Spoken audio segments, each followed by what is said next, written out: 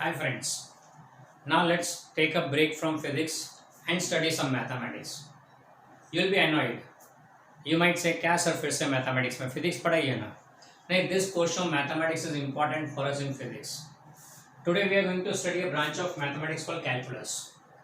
This branch calculus it appears as if it has been made specially for physics क्योंकि हम लोग physics में इसको बहुत यूज़ करेंगे. नो डाउट मैथ्स का टॉपिक है पर फिजिक्स में इसको ज़्यादा यूज़ करेंगे. हम लोग क्या पढ़ने वाले हैं तो चलो कुछ बातें याद कराऊं. 10th में आपने दो वेरिएबल वाले इक्वेशंस पढ़े थे, पेयर ऑफ साइमल्टेनियस इक्वेशंस. किसी की इक्वेशन को देखो तो कुछ ऐसा लिखा होगा y equal to x plus two, y is equal to x plus two. जैसे जैसे x की वैल्यू बदलेगी अकॉर्डिंगली y चेंज होगा. तो here we call this x as independent variable. x is called independent variable. ये independent variable है and y is called dependent variable. क्यों इसे डिपेंडेंट वेरिएबल बोलेंगे? The reason is the value of this variable depends on this x. As the value of x changes, accordingly y also changes. So here y depends on value of x. So in general, such relations we write it as y is equal to fx. Y equal to fx. What does it mean? It shows that y is a function of x.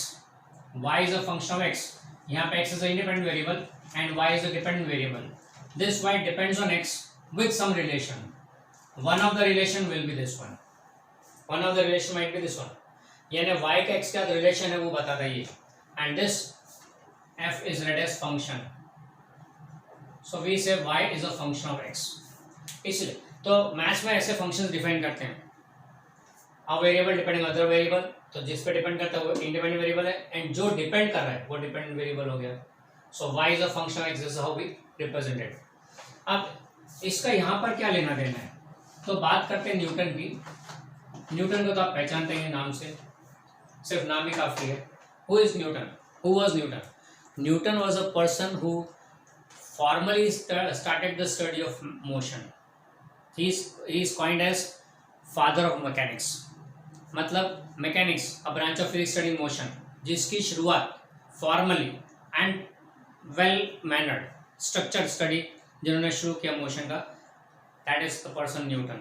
उससे पहले motion की बातें नहीं होती थी, ऐसा नहीं था. Motion was studied before Newton also, but Newton was the first person to give a structure study of motion.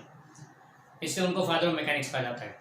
अब जब न्यूटन मोशन की स्टडी कर रहे थे तो ही had situation. He demonstrate this way कि suppose a body is moving along this line. A body is moving along this line. Body ने सपोज शुरू किया यहाँ से O से. So at time t equal to 0 the body was at O. यानी घड़ी की शुरुआत O से की. बॉडी पहुंचा A पे, सपोज एट टाइम t1 पे. बॉडी पहुंचा B पे एट टाइम t2. अगर इसको हम लोग ओरिजिन x इक्वल टू 0 बोल देते हैं तो ये x equal to some value हो गया लेट्स से xa. ये x equal to some other value हो गया xb. नंबर लाइन पे देखो तो ये 0 है तो ये कुछ वैल्यू सपोज 5 है तो ये 7 है एंड सो ऑन. यानी what we are defining is x is a position of the particle at a given time. तो टाइम t1 पे पार्टिकल कहाँ पे x1 बोल देते. चलो इसको टाइम t1 पे x1 पे, टाइम t2 पे x2 पे पार्टिकल. ओके, यानी कि with the passing of time the particle is changing position. With the passing of time particle is changing position. मतलब क्या हो गया? Position is a function of time. Position is a function of time. यहाँ पे हमने use किया function का. Position is a function of time. Relation क्या है वो हमें पता नहीं है, डिफाइन करने की अभी जरूरत नहीं है. बस इतना ही बोलते हैं कि position is some function of time. So time is independent variable. We are not controlling time. Time is independent variable and position is depending on that time. तो बोलेंगे t इक्वल टू 0 पे यहाँ पर था, t इक्वल टू 1 t1 पे यहाँ पे, t equal to t2 पे यहाँ पर है. That's how we define. Okay, so y is a function of time. Now as time approaches some value, let's say as time approaches some value, let's say a. तो अगर time किसी value a को approach करता है तो उस पे time function भी किसी को अप्रोच करेगा. If time approaches some value a, then the function x depending on time will approach some other value, let's say l. यानी कि this function f of time t approaches some value l. यहाँ पे क्या कहने वाला है? t approaches a. ना ये जो सिंबल है इसको बोलते हैं, ये जो सिंबल है यहाँ पे सपोज लिखा है टी एंड यहाँ लिखा है this symbol is called tends to, this symbol is called tends to. मैंने यहाँ पे जो सिंबल बनाया ये इसको बोलते हैं टेंड्स टू। ये टेंड्स टू का मीनिंग क्या है? Tends to means going very near to A but not achieving value A, going very near to A but not achieving value A, A के एकदम क्लोज है, very very close but not exactly, that's the meaning of tends to A. अब value, अब variable approaching some value A very close to it but not same this value, यानी t equal to ए नहीं, t ए के एकदम close है। Suppose एक example लेते हैं t टेंड्स टू 0, तो t 0 नहीं, t इक्वल टू 0 नहीं, पर t is very close to 0.00001, it's not 0, it's 0.0001, very close to 0। t can be negative 0.0 sorry negative 0.9999, हाँ नेगेटिव 0.9999 पर 0 नहीं, ख्याल आया? Very close to 0 but not 0, close to 0 but not 0 को बोलते हैं हम लोग neighbourhood, NBHD, that's how we represent in maths, close neighbourhood पर नॉट एग्जैक्टली दैट। ओके, तो यहाँ पे टेंड्स टू है, ये सिंबल शोज टेंड्स टू। तो इस स्टेटमेंट को अगर रीड करें तो क्या होगा? ये स्टेटमेंट क्या बोलता है? When variable independent variable t tends to some value a, its function depending on it, function depending on it tends to some other value l. As a variable t tends to value a, function tends to some other value l, and this l is called limit of function. It's called limit of function. l is called limit of function. and ये limit क्या है? limit क्या बताता है actually? तो जब variable किसी एक वैल्यू के अप्रोच करेगा तो उस पर डिपेंडेंट फंक्शन भी किसी एक वैल्यू का अप्रोच करेगा। As a variable approaches some value, the function depending on also approaches some other value, बराबर है? तो यहाँ पे हम लोग इसको इन जनरल लिखे तो as x tends to a, हम लोग जनरल फॉर्मूला लेते हैं y is a function of x, उस बेस पे बात करते हैं। As x tends to some value a, the corresponding function fx tends to some other value l, fx tends to some other value l, यानी x tending to value a, then function tends to some other value l, which is called limit of the function, यानी function इस limit तक जा सकता है, बराबर है? ये रिलेशन को we write it as this way, limit lim where x tends to a of fx is equal to l, limit of function fx where x tends to a is equal to l। मतलब ये हो गया कि इस function का value जब x का value a को अप्रोच करेगा तो fx का वैल्यू l को अप्रोच करेगा, तो l is called limit of the function. ये पहला स्टेप हो गया कैलकुलस का, ये पहला स्टेप हो गया कैलकुलस का। क्लियर? हमने एक पढ़ा, हमने एक मीनिंग समझा टेंड्स टू का, दूसरा मीनिंग समझा लिमिट का। तो कैलकुलस में पहला स्टेप आता है limit, explaining the tends to we come to limit, बराबर? फिर दूसरा स्टेप चलते हैं जिसको हम लोग बोलते हैं डिफरेंशिएशन।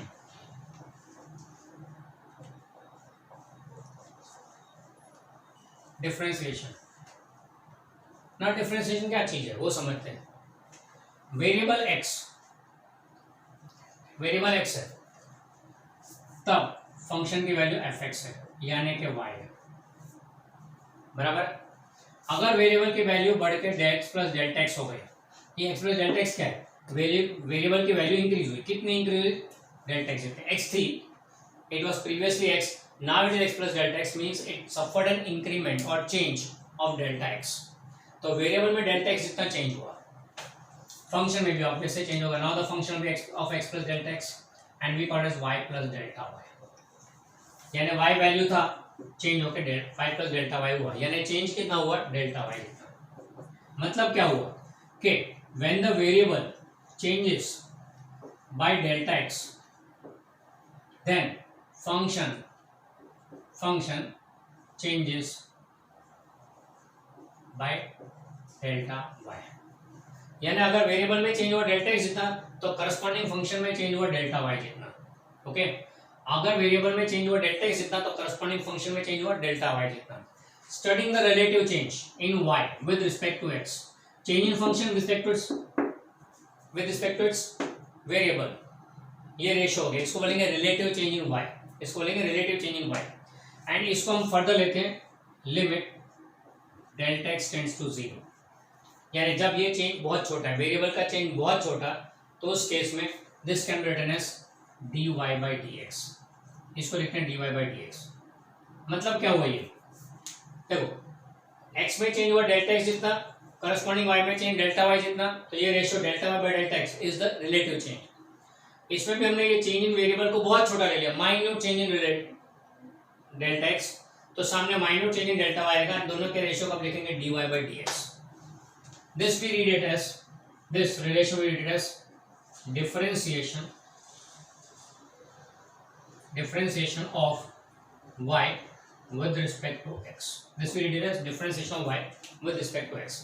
यानी y is differentiated with respect to x, और okay fine, differentiation of y with respect to x, ये देखते हैं नाम। ये एक्चुअली क्या पढ़ रहा है, ये एक्चुअली क्या बता रहा है। सी these two relations are almost same, these two relations are very same। तो फर्क क्या है दोनों में, क्यों सिंबल डेल्टा के बदले d लिखा। The reason is we have taken the change very small, changes का वैल्यू बहुत छोटा कर दिया। अच्छा देखो, चेंजेस अगर नॉर्मल साइज के हो, वंस में, यूनिट्स में, टेंस में, हंड्रेड्स में हो, तो हम लोग उसको एक्स से डिनोट करते हैं चेंजेस को। छोटे चेंजेस हो, 0.1 है, 0.01 है, तो डेल्टा एक्स से लिखते हैं, 10⁻⁻2 -3 इतने तक। एंड अगर और भी छोटे चेंजेस है तो रिलेटेड डी एक्स, 10⁻3, 10⁻4, -5, ऐसे छोटे चेंज हो तो we write it by D x. Change लिखने का मेथड है change x, change delta x, change d x, यानी इट रिप्रेजेंट्स, कौन सा सिंबल आप यूज करें उसके हिसाब से चेंज का मैग्नीट्यूड आपको पता लगेगा। चेंज अगर बड़ी साइज का है तो एक्स लिखेंगे, चेंज अगर छोटी साइज का है तो डेल्टा एक्स लिखेंगे, चेंज अगर माइन्यूट साइज का तो डी एक्स लिखेंगे, चेंज अगर माइक्रोस्कोपिक साइज का, इससे भी छोटी साइज, यानी अराउंड 10⁻7, -10, -11, तो we show it by del x, इसको बोलते हैं डेल, तो इसको डेल एक्स बोलेंगे। बहुत छोटे चेंजेस हो, माइन्यूट से भी बहुत छोटे, माइक्रोस्कोपिक चेंजेस। हम लोग फिलहाल इस माइन्यूट चेंजेस पे ही वर्क कर रहे हैं, इससे नीचे नहीं जाएंगे। ऐसे चेंजेस ले लिए, इसका सिंबल बदल लिया, इससे सिंबल बदला है, बड़े चेंज को ऐसे छोटा चेंज ले लिया, डेल्टा एक्स टेंडिंग टू 0, मतलब डेल्टा एक्स बहुत छोटा गया तो डेल्टा वाई भी छोटा आया, तो इसको लिख दिया dy by D x, and this is called the operation dy by D x. So differentiation is a sort of operation, mathematical operation. Differentiation is sort of mathematical operation. क्या ये operation variable में कितना change होता है उसके respect में function में कितना चेंज होगा, वेरिएबल के कारण फंक्शन में कितना चेंज होगा वो बताता है। एज फॉर एग्जांपल, अगर बच्चा पढ़ाई नहीं करे या वो उसकी पढ़ाई के पैटर्न में थोड़ा चेंज होगा तो ऑब्वियस उसके कैरियर पे सीधा इफेक्ट आएगा। आप 11-12 पढ़ रहे हैं, पहले से आपको पंप किया गया है, your 11-12 standard for science stream is the career deciding years. इसमें थोड़ी भी गड़बड़ हुई may affect your career in the long run. हो सकता है शायद आपको आगे बहुत ब्राइट कैरियर ना मिले, थोड़ा भी अप एंड डाउन हुआ तो। एक्स में अगर थोड़ा भी चेंज हुआ तो अकॉर्डिंगली वाई में वेरिएशन आ सकता है, एंड उस वेरिएशन को स्टडी करना मतलब डिफरेंशिएशन, बराबर है। यानी हम क्या करते हैं, बहुत छोटा पार्ट लेते हैं, पूरे पाथ का एक छोटा सा पार्ट लेते हैं, छोटा सा पार्ट, एंड ये छोटा सा पार्ट इंडिकेट करता है आप डिफरेंशिएशन स्टडी कर रहे हैं। यानी dividing the entire path into small parts, studying a very small minute part, that is differentiation. क्या जरूरत थी इसकी, याद करें हम लोग। न्यूटन का प्रॉब्लम, न्यूटन के दिमाग में क्वेश्चन कहाँ था, हमने देखा था लास्ट टाइम कि average speed gives the speed for the entire interval from 0 to t, पर एट अ गिवन मोमेंट कितना वो नहीं देता था। 0 से लेके t1 तक कितनी एवरेज स्पीड है वो देता है, 0 से लेके t2 तक कितनी एवरेज स्पीड है वो देता है, t1 से लेके t2 तक कितनी एवरेज स्पीड है वो देता है। पर मुझे तो उस टाइम t1 पे ही स्पीड चाहिए, what to do at the time, we want speed at time t, तो उसके लिए क्या करेंगे, तो there we resort to differentiation, यानी we want speed at that instant. तो उसके लिए पॉसिबल एक ही सिचुएशन है कि जो इंटरवल था उसको रिड्यूस करते हैं, बहुत छोटा करते हैं, ताकि हम लोग वेरी नियर टू t1 आ जाए और बोलेंगे t1 टाइम पे स्पीड है। Okay, we reduce the entire time interval reduce करोगे तो ऑब्वियस है डेल्टा एक्स रिड्यूस होगा, आपको मिलेगा क्या, एट दैट पर्टिकुलर पोजीशन क्या स्पीड है वो मिलेगी, यानी उसको बोलेंगे इंस्टेंटेनियस स्पीड। तो वो लेने के लिए यूज दिस डिफरेंशिएशन। ओके, कैसे लेते हो तुम लोग वापस फिजिक्स में जाएंगे तब देखेंगे, अभी तो फिलहाल डिफरेंशिएशन क्या है वो समझे, एंड उसका लिंक हमारी पढ़ाई के साथ कैसा है। तो Newton wanted to study the entire path, नहीं एंटायर पाथ तो स्टडी करें, एवरेज वैल्यू मिला, ना ही वांट्स इंस्टेंटेनियस, तो उसके लिए ही has to reduce the time interval, reduce time interval, कितना माइन्यूट कर दिया रिड्यूस करके, माइन्यूट इंटरवल्स को स्टडी किया, मतलब डिफरेंस क्यों, क्योंकि टाइम इंटरवल के साथ पोजीशन भी कनेक्टेड है, अगर टाइम में डिफरेंस क्या चेंज किया तो एक्स में भी चेंज होगा, कितना चेंज होगा एक्स में रिस्पेक्ट टू टाइम, कितना चेंज होगा एक्स में रिस्पेक्ट टू टाइम, तो दैट बिकम्स एवरेज स्पीड। पर इसमें भी इसको माइन्यूट कर दो, डेल्टा टी टेंडिंग टू 0 कर दो, तब क्या लिखेंगे dx by dt and that give average instantaneous speed. ये हम लोग पढ़ेंगे आगे फिजिक्स में, एवरेज पढ़ लिया, उधर से इंस्टेंटेनियस से तो क्या करना है dy by dx, sorry dy by dt, okay, that gives the instantaneous speed. यानी एवरेज स्पीड इंस्टेंटेनियस है ना, तो आपको माइन्यूट चेंज लेने पड़ते हैं, क्योंकि माइन्यूट चेंज हो गया टाइम में तो you are very close to it, that means you are talking about a only, okay, you are very close to it, that means you are talking about a। तो ये ratio जो बनेगा वो differential आ जाएगा and you will get the speed, clear. तो ये उसका application, पढ़ना तो हमें अभी डिफरेंशिएशन है फिलहाल, पर ये उसका एप्लीकेशन, हम लोग क्या करने वाले हैं, इसको यूज करने वाले हो। अब ये डिफरेंशिएशन क्या है बेसिकली, तो फिर से एक बार बताता हूँ, differentiation is a mathematical operation. Mathematical operation मतलब क्या, अभी तक आपने पढ़े बहुत सारे operations, addition, subtraction, multiplication, division, then we have exponentiation, that are all mathematical operations, you are doing some mathematical work on those numbers, on numbers। यहाँ पे भी वैसे है, ये भी एक टाइप का ऑपरेशन, मैथमेटिकल ऑपरेशन। तो हर एक मैथमेटिकल ऑपरेशन के अपने rules, set of rules defined है, जैसे एडिशन के they are commutative in nature, they are closure property देखी, कम्यूटेटिव प्रॉपर्टी देखी, उनके distributive property, associative property, these are properties connected to addition as well as subtraction as well as multiplication as well as division. तो यहाँ पे भी कुछ set of rules हैं। अब नेक्स्ट हम ले रहे हैं इसके set of rules. I will appreciate if you write down these things, क्योंकि जो बोर्ड में बना रहा हूँ आपको लास्ट में दे रहा हूँ, आप लिख डालिए आपके मैथ्स के रेफरेंस नोटबुक में, क्योंकि इसकी जरूरत पड़ेगी। बी ग्रुप वालों को तो खास, ए ग्रुप वाले भी साथ में लिख ले, ताकि उनको भी कभी रेफर करना हो तो कर सकते हैं। नो डाउट मैथ्स में पढ़ने वाले हैं, पर बार बार मैथ्स की किताब खोलने से के बजाय जितना हमें पढ़ना उतना यहाँ आपको मिल जाएगा, ओके। तो ये बोर्ड आप कॉपी करें, हर बार जब कंप्लीट होगा उस टाइम पे बोर्ड कॉपी करना है।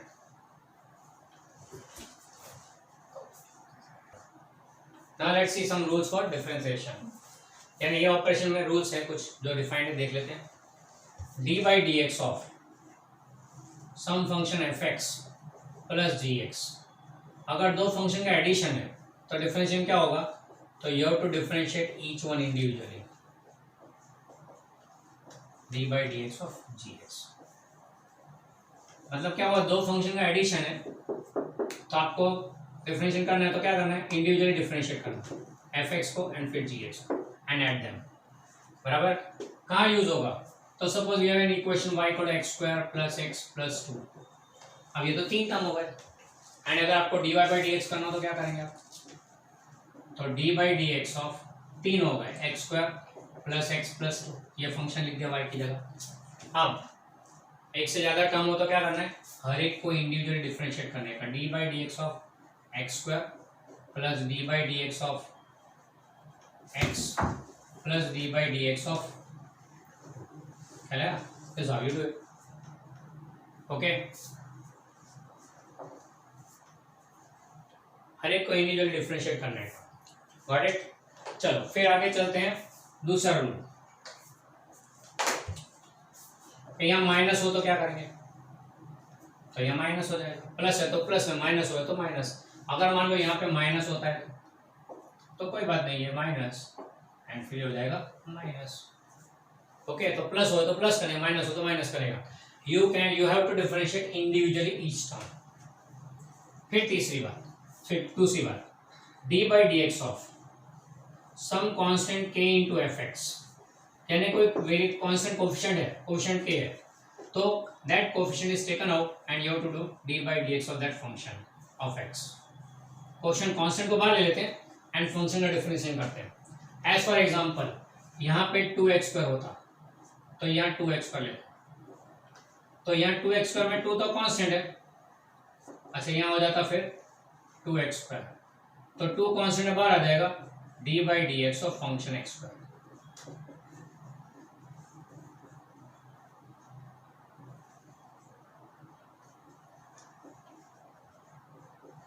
ओके। तो अगर कोएफिशिएंट है तो उसे बाहर निकालने रहेगा। तीसरी बात, अगर d by D x of some constant के होता है, उसको कोई फंक्शन ही नहीं एक्स का साथ में, अगर कांस्टेंट है तो कांस्टेंट का डेफिनेशन हमेशा जीरो होता है, क्योंकि एक्स चाहे कितना भी चेंज हो कांस्टेंट डज नॉट चेंज, इस उसमें चेंज इज ऑलवेज जीरो। यानी सिचुएशन क्या हो गया, यहाँ पे लास्ट टर्म में एक्स है ही नहीं तो कांस्टेंट हो गया, no variable so it's a constant, constant का डिफरेंशिएशन हमेशा जीरो होता है। तो d by D x of 2 will be zero, 2 is a constant therefore zero, उसका डिफरेंशिएशन।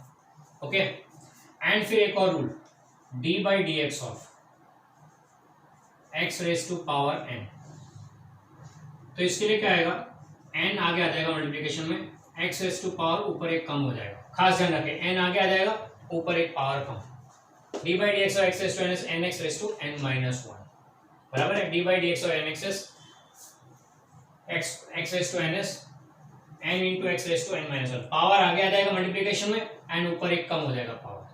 चलो इसके एग्जांपल लेते हैं, इसके एग्जांपल्स पहले डी, अच्छा उधर ले, इसके एग्जांपल्स लेते हैं।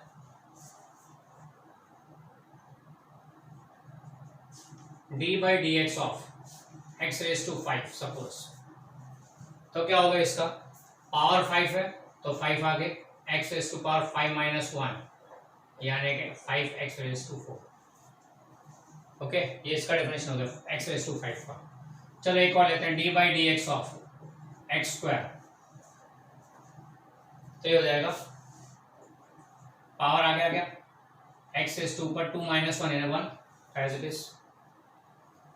चलो एक और लेते हैं, d by D x of x, कुछ नहीं एक्स के ऊपर तो क्या लिखेंगे बाय डिफॉल्ट, कुछ ना हो तो 1 लिखते हैं उसको, तो ये हो जाएगा 1 एक्स रेज टू 1 माइनस 1 यानी 0, एक्स रेज टू 0 भी 1 ही होता है, तो d by D x of x is always 1, तो सीधा से ना डी एक्स कैंसिल हो गया, 1 आया, इसमें मैथमेटिक्स में डिफरेंशियल कहाँ है, मैथमेटिक्स में डी एक्स कैंसिल 1 हो गया, पर मैं इधर डिफरेंशियल वाइज देखो तो पावर 1 है, 1 एक्स रेज टू 1 माइनस 1 यानी 0, एक्स रेज टू 0 भी 1 ही होता है, तो ये आ गया 1। चलो D by D x of, मान लो आपको दिया हुआ है 1 अपॉन एक्स क्यूब, ऐसा दिया तो फिर उसके लिए d by D x of x raise to minus 3 लिखेंगे इसको, तो पावर का पॉजिटिव होना जरूरी नहीं है, it can be any number, so minus 3, x raise to 1 upon x raise to तो ऊपर ले लेंगे, एक्स रेज टू माइनस 3 हुआ, फिर करें अप्लाई करते rule, minus 3 x raise to minus 3 minus 1, minus 1 ही करना है, तो negative 3 minus 1, so this will be minus 3 x raised to minus 4 यानी कि minus 3 upon x raised to 4। Is it clear? This is how we do the differentiation of this last rule। Last rule पे apply करते हैं, अलग अलग मैंने example दे दिया आपको। चलो यहाँ अप्लाई करते हैं, तो ये हो गया 2, फिर एक्स स्क्वायर का क्या आएगा 2x plus D x by D x तो 1, तो ये हो गया 4x प्लस 1, इस फंक्शन का differentiation is 4x plus 1। Clear, इस फंक्शन का डिफरेंशिएशन इज 4x प्लस 1। तो this how we apply the difference rules of differentiation. Okay, so now till now what we studied was the first step of calculus was limit में क्या देखा, limit of function f(x), limit of f(x) where x tends to a is written as L। ये L is the limit of function f(x) where x tends to a, ये पहला देखा हमने। दूसरा हमने देखा डिफरेंशिएशन, डिफरेंशिएशन में हमने क्या किया, तो limit delta y by delta x where delta x tends to 0 is written as dy by dx। ये हो गया differentiation of y with respect to x। ये दूसरा स्टेप देखा, क्या किया हमने डिफरेंशिएशन में, पूरे पाथ को स्टडी करना था, पूरे पाथ को नहीं, sorry, we wanted instantaneous value, so we divided the entire path into small small parts, minutely small parts and studying any one part, that was differentiation। बराबर है। अब हमें पूरा स्टडी करना तो क्या करेंगे, हमने तो पूरे को छोटे छोटे पार्ट में डिवाइड कर दिया, किसी एक पार्ट को स्टडी किया या हर एक छोटे छोटे पार्ट को स्टडी करो एंड फिर टोटल मार दो तो पूरे पाथ का स्टडी हो जाएगा। Newton original idea was to study the entire path at a given moments also, तो उसने हर एक मोमेंट के लिए तो फाइंड कर लिया मेथड, फाइंड करने कैसे स्टडी करने का। अब पूरे एक साथ पढ़ना हो तो तो ऐसे छोटे छोटे पार्ट्स को ऐड करना पड़ेगा, यानी कि डिफरेंशिएशन में पूरे पाथ को काटा है छोटे छोटे पार्ट में, इससे उल्टा किया and next step came integration. Integration मतलब क्या? Integration means joining. अगर लिटरल वर्ड देखो तो integration means joining. We have the term very common for us, national integration, Bharat जोड़ो अभियान, राष्ट्र को जोड़ते हैं हम लोग, दैट्स कॉल्ड नेशनल इंटीग्रेशन। वैसे यहाँ पे भी इंटीग्रेशन यानी joining. Differentiation was breaking, integration is joining. अब इंटीग्रेशन को कैसे इंडिकेट करते हैं? यानी इसका उल्टा है सिस्टम यहाँ पे। Integration we show it by this way, integration of y with respect to x, we write it this way. ये सिंबल है इंटीग्रेशन का, ऐसा लंबा सा s बनाने का, but not complete s, it should be like this. ये symbol है इंटीग्रेशन का। किसका इंटीग्रेशन है? फंक्शन y का। किसके रिस्पेक्ट में? वेरिएबल x के रिस्पेक्ट में। या this can also be written as integration of fx dx, where, बराबर है, ये x का इंटीग्रेशन, fx का इंटीग्रेशन कहां पे? With respect to variable x। ये था differentiation of y with respect to x, और we can write it as dy by dx of fx, function fx। ये था y का differential with respect to x, या function fx का with respect to variable x। ये with respect to variable बताना जरूरी है। तो वैसे यहाँ पे भी ये सिंबल इंटीग्रेशन का with respect to variable x, किसका इंटीग्रेशन किया? y का, या फिर fx का इंटीग्रेशन किया with respect to x। Okay, integration meaning joining. अगर आपने ऐसे लिखा है तो कहां से कहां तक ज्वाइन करना बताया नहीं है, so that becomes indefinite integration, this becomes indefinite integration. And इससे एक स्टेप तो आगे चलते हैं, integration y dx, integration y dx from x1 to x2, यानी x1 से लेके x2 तक इंटीग्रेट करना है, x1 से लेके x2 तक, यानी इतने पार्ट को इंटीग्रेट करना है। So that becomes you are defining it, या फिर यू लिखो integration of x with respect to x from x1 to x2। This means you have fix के लिमिट फिक्स की हुई है, इसको बोलेंगे डेफिनेट इंटीग्रेशन। डेफिनेट इंटीग्रेशन, यहाँ पे ये लोअर लिमिट हो जाएगी, ये हायर लिमिट हो जाएगी, अपर लिमिट हो जाएगी, लोअर लिमिट अपर लिमिट, ये डेफिनेट इंटीग्रेशन हो गया। सो इंटीग्रेशन में दो प्रकार आ गए, इनडेफिनेट एंड डेफिनेट इंटीग्रेशन, दोनों हमें यूज करने हैं। Will be using integration also. अब जैसे डिफरेंशिएशन के अपने predefined set of rules हैं, as in differentiation we have predefined set of rules, similarly in integration also we have predefined set of rules. मतलब यहाँ पे भी rules करने हैं, हाँ अभी कर सकते थे, पर अभी कराऊंगा तो विल बी कंफ्यूज, क्योंकि दोनों रूल्स सिमिलर लगते हैं, इसलिए इसके रूल्स हम लोग अभी नहीं पकड़ेंगे, हम लोग बाद में पकड़ेंगे जब इसकी जरूरत पड़ेगी तब। तो यानी मैथ्स में अभी भी डॉट डॉट डॉट रख रहा हूँ, टू बी कंटिन्यूड, कैलकुलस में अभी तक कंप्लीट नहीं हुआ। इसमें भी जो रूल्स देखे वो तो हमने अभी अपने लेवल, अभी जो जरूरत है वहां तक के ले रहे हैं, टिल दिस चैप्टर ओनली। पर आगे फ्यूचर चैप्टर्स में we are going to add rules of differentiation, will be introducing rules of integration as well as then adding them also, will increase the set step by step, set of rules step by step. क्यों? क्योंकि सारा एक साथ खाना हजम ना भी हो। Now in few words, if you want to understand differential integration in few words, then it's very simple। याद रखें, आपने सुना ये एक इंग्लिश प्रोवर्ब है कि when you are not able to eat the entire loaf, cut it into pieces, eat every piece, entire loaf is inside। ये British proverb है, मीनिंग समझो। When you are not able to eat the entire loaf, you have a loaf of bread, you are not able to eat it completely, एक साथ तो जाने वाला नहीं अंदर, इतना बड़ा लोफ तो मुंह में घुसेगा नहीं, तो क्या करते हैं उसको छोटे छोटे पार्ट में डिवाइड करते हैं। Each part is a slice of bread, एक के बाद एक ब्रेड का स्लाइस खा दो, पूरा लोफ अंदर होगा टमी के अंदर, बराबर है। ये इंग्लिश प्रोवर्ब है, and you know English people very well. We in our India नहीं, हिंदुस्तान बोलते हैं, पुराना India, we have a test experience of this proverb, जिसको हम लोग दूसरे वर्ड बोलते हैं डिवाइड एंड रूल पॉलिसी। पूरे कंट्री को छोटे छोटे पार्ट में डिवाइड किया, धीरे धीरे एक पार्ट हजम करते गए। शुरुआत कब हुई थी? 1600 AD में, when Britishers came to India for spice trade. A government company East India Company came for trade of spices. Bombay में पहला ब्रांच बनाया 1600 में। फॉरवर्ड करते जाता हूँ, 1752 पहली बार ऐसा 1757 पहली बार एहसास हुआ कि हम तो गुलाम हो गए। 1857 में पहला विप्लव शुरू हुआ, रिवोल्ट शुरू हुआ फॉर फ्रीइंग इंडिया। इतिहास आप जानते ही हो। सो तब पता लगा कि पूरा इंडिया गया। कहाँ गया? ब्रिटिशर्स के हाथ में। कैसे किया?